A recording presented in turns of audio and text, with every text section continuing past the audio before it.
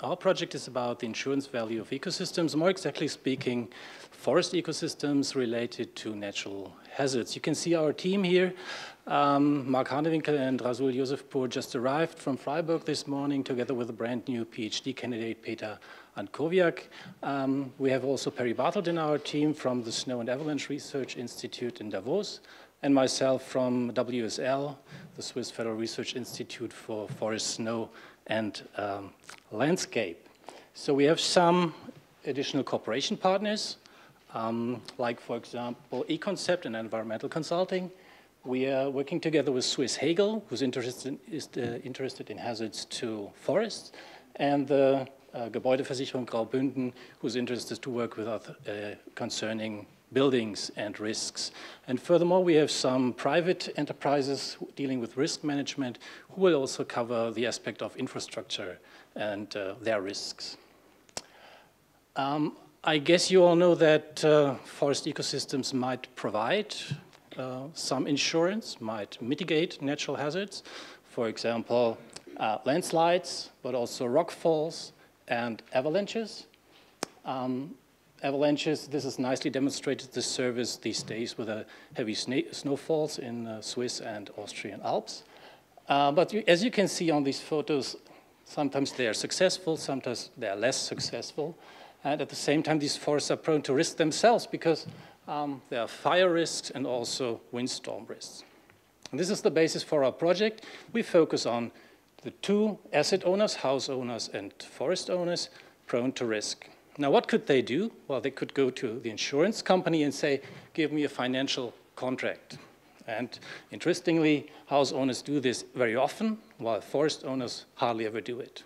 Why? Because in Switzerland, for example, house owners are forced by law, for example, at least in some cantons, to do so, while forest owners are not. They could, as an alternative, go directly to the forest owner and pay them some money for ecosystem services by providing the insurance service.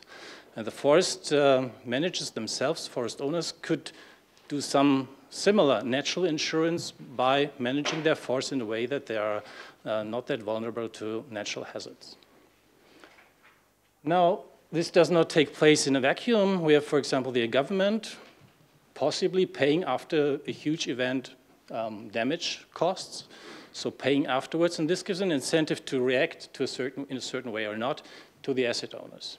And further, we have several incentives, obligations, awareness-raising initiatives by all partners, and you see this is quite confusing. A colleague of mine told me, when I saw this figure, I was sure that you will never get funded.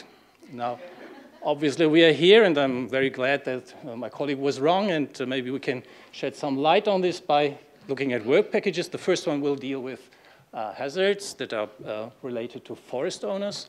The second one with hazards related to house owners. A third package that deals with the behavior and preferences of the asset owners. And finally, we will develop a business model, and this will take the whole thing into account. Okay, so we have several work packages, questions related to this, developing an insurance risk model for forests. So how does actually a certain management, which impact does it have on the insurance function? So does it actually make a difference or not? And if yes, how can we do it and how can we value it? What's the opportunity cost of this behavior?